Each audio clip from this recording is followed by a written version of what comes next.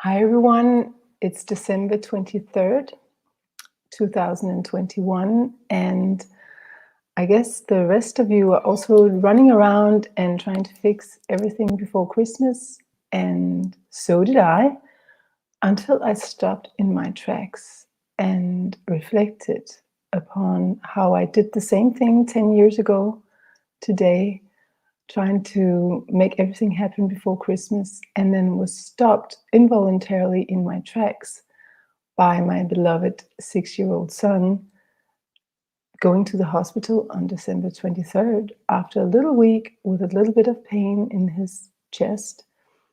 And on that day, around 3 o'clock in the afternoon, we finally found out why he had been complaining about that for a whole week. And it was because he had a gigantic tumor in his left pneumonia, I think it's called pneumonia, the thing around the lung.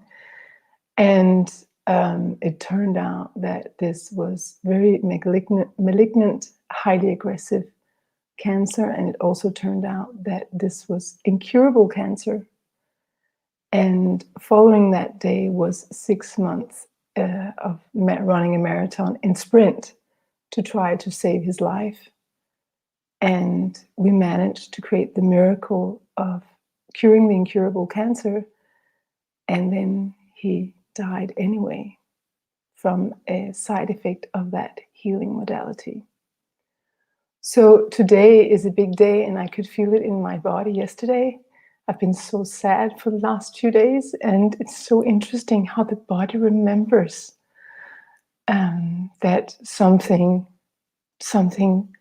big and very life-changing happened, something that caused so much pain and sorrow, but also something that turned my life upside down and made me so much deeper and wider. My perspective opened. And I want to share this because we are in a world crisis today in so many ways. It's also a deadly crisis. It's also a deadly diagnosis. I'm not talking about the pandemic. For some it is, fortunately not for everyone, but the state of democracy might be in a crisis. The state of our health in general might be a crisis. Not to talk about the state of our climate situation, the way we treat our animals, the way we treat nature, the way we treat each other. So much crisis everywhere. And I wanted to stop in my duties today and share what I have learned from going through such a crisis, because I think that it is possible to turn a crisis into an upgrade. A crisis is an involuntary upgrade, but let's face it, we humans don't like change. And so we often don't change before we really have to. And crisis forces us to change. So I wanted to give you some shortcuts, because if we have to change anyway, it might be nice to, or not nice, but useful to have a little bit of a roadmap to how to handle crisis in such a way that you can actually go up instead of down. And I say that on this day with so many tones in my heart. I'm not saying crisis is a light thing or an easy thing to go through. It is a painful thing to go through a crisis. It hurts the heart, and the heart bleeds and the heart cries. And my goddess, did I hurt that Christmas when my son was ill. So much pain. At the same time, so much presence and so much love. So Christ reminds us of what's really important. And what's really important is love. It's the relationship. That's why we're in crisis when something happens to someone. It's because we adore them, because we love them. We don't want to lose them. We don't want anything to happen to them. So that's why we cry. And that's why we don't like our beloved ones getting into trouble. And that is a very beautiful thing. So I also remember that crisis as sort of catapulting me into a much more present love, not taking my son for granted anymore. You know, when you become a parent, you sort of think, well, this is my child, and you are under the illusion that you will have that child forever, but no one is guaranteed to be here for a certain amount of time. A soul arrives, it has something to do, and it departs when it's done. And we don't know when that time is. We don't know if it's today or tomorrow for us. I could be, you know, this could be my last video. Who knows? So crisis is also a reminder what is important. And what is the most important ingredient on this planet? The most important ingredient on this planet is love. Plain and simply. So we can be running around like we all are in this day, shopping for gifts, trying to make our house clean, trying to fix the last things at work.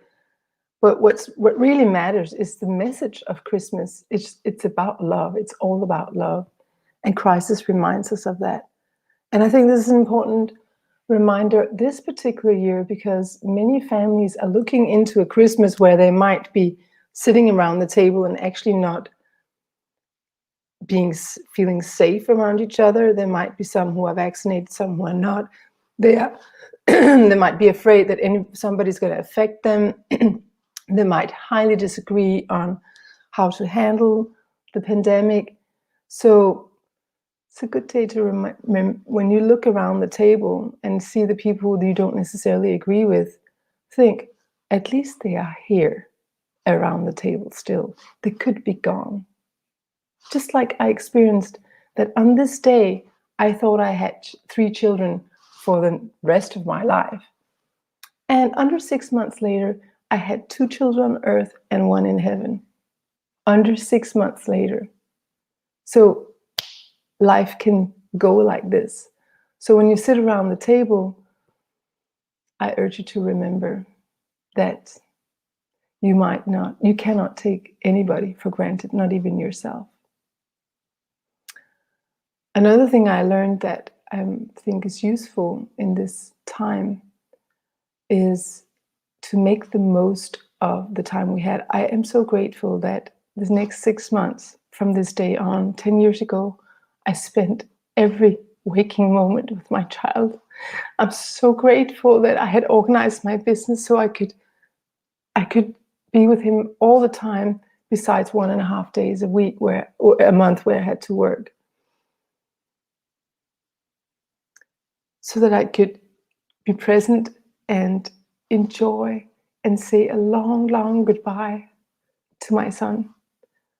We have the option every day to say a long, long goodbye to each other. At some point, we will have to leave this planet. So presence with each other is the way to handle a crisis. So it is also a beautiful process. So it's also a very intimate process. So it's also a very intense process. And one of the things that stands out the most, and it is still so important for me, is I would never have be able to go through that crisis had it not been for so much love around me.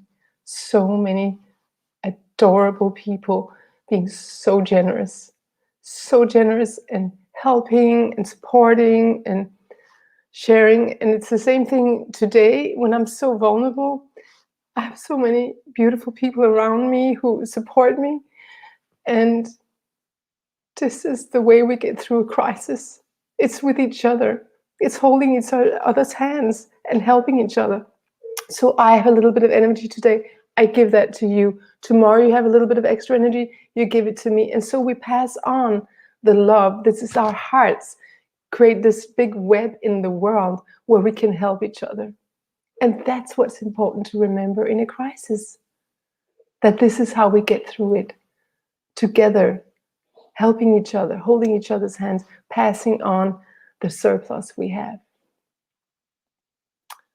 A third thing I learned from going through this crisis was the importance of having a vision. So when my son got ill, my vision, of course, was to heal him and make the impossible possible. And I'm so grateful I got very far with this. I did actually, with the help of extraordinary people. I mean, extraordinary people. This is so useful to remember in a crisis. There is so many extraordinary people on the planet, so many extraordinary solutions, so much generosity, so much love, so much beauty on this planet. So many solutions that we don't hear about in the media, but they are there.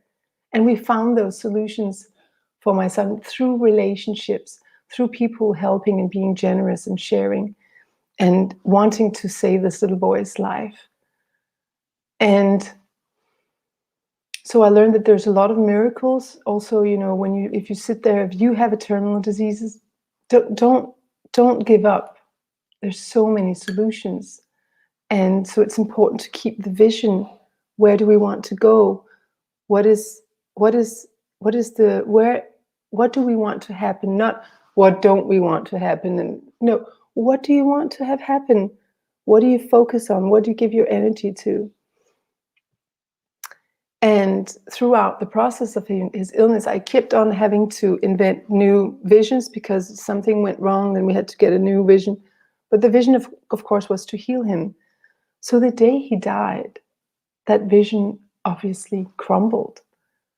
And for a moment, I was in complete void. What to believe in, what to trust. We just cured his incurable disease and then he died anyway. What kind of God is that who permits that? It was like a crisis in times 1,000. And what I decided that night, and I've told this story many times, but maybe it's worth telling again, because sometimes repetition is queen. Sometimes it's through repetition that we really learn. And on that night, I saw two options. Option A, go down the drain, take my children with me, my whole family, my business, my clients, just down the drain. That was following the natural law of gravity. And this is often our first impulse when we have a crisis. Option 2, very illogical, but nevertheless more encouraging, to decide to go up instead of down. That was my new vision. And I say that today to remind myself as well, that this is always an option. It's a direction. It's leadership. It's giving your energy, energy direction, so it knows where to go. Energy flows where attention goes. So we need to give our energy some direction, and we have a choice. I didn't know how to go up instead of down, but when I had made that decision,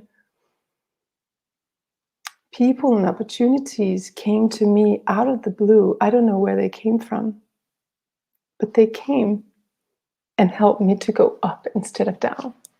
So this is a miracle. And this shows us what's possible. If miracles are possible for me, it's possible for you as well. It's possible for this earth. Even in all this darkness, and it looks hopeless in some ways, but there's so many points of light and there's so many miracles available. But we have to look up and have the new vision of where we want to go, a world that works for all, a world where this generosity that I experienced throughout my son's illness is not just for some or for few. It's something we can extend for all. Why not be generous? It's so much easier and we get so much more back. So hopefully this little message could make some use somewhere. It was so devastating to lose my son, and with all my heart, I wish that it was not in vain, that it could be used by someone somewhere, because such a precious little boy's life is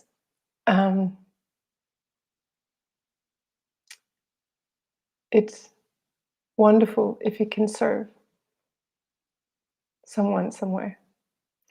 So have a beautiful Christmas day, and I wish you so much love, and take each other's hands and seek each other's hearts and pour out love, and you'll get so much back. This is the privilege of being a human. We have hearts and we can use them also in crisis. This is the way through crisis.